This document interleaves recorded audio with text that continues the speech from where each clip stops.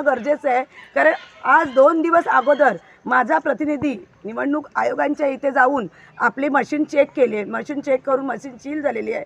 मशीनवर तिथे आपली सही घेतली जाते आणि मशीन ओके आहे असं आम्हाला सांगण्यात आलं. आणि इथे आल्यानंतर आज मतदान, आज 7/2/2026 या दिवशी मतदान असताना सकाळीच यांच्या मशीन बदलल्या का गेल्या हे मी विचारणा केल्या असता ते आम्हाला सांगतात की तुमचंच 2 नंबर बटन बंद असल्यामुळे आम्ही मशीन बंद केले, म्हणजे दुसऱ्या मशीन आणल्या गेल्यात आणि पहिल्या मशीन बाजूला केल्या. आणि त्या पहिल्या मशीन कशा बंद झाल्या, काय झाल्या त्या आम्हाला दाखवण्यात पण येत नाहीत. मी त्यांना सतत सांगते आहे की मला पहिल्या मशीन दाखवा, तुम्ही का बदलल्या गेल्या आहेत आणि काय कारण आहे त्याचं मला कळू देत ना. तरी नंतर मग ह्या लोकांनी लगेच यंत्रणा सुरू केली आणि वरच्या अधिकाऱ्यांना बोलवलं, पोलीस अधिकाऱ्यांना.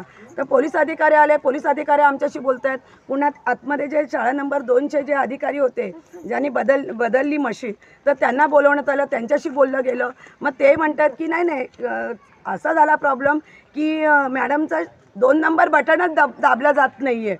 म्हणजे मलाच कळत नाही आहे ही हुकुमशाही आहे का अजून काय.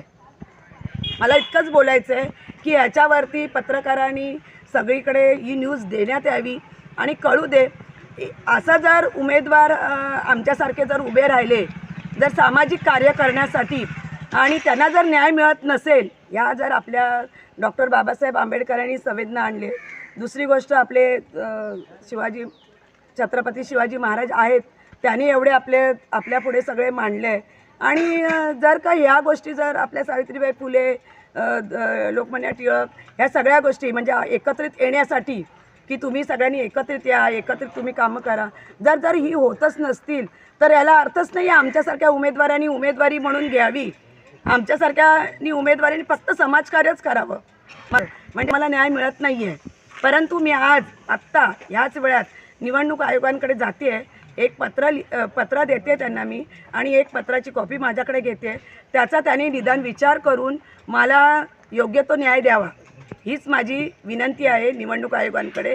आणि बाकी इतरांकडे पण माझं नम्र विनंती आहे की ह्या गोष्टीवरती तुम्ही न्याय द्या आमच्यासारख्यांना. मला यापुढे काय बोलायचं नाही आहे.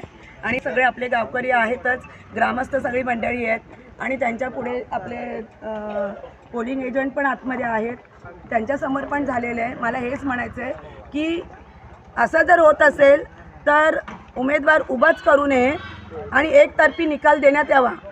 उद्या आता सोमवारी तो निकाल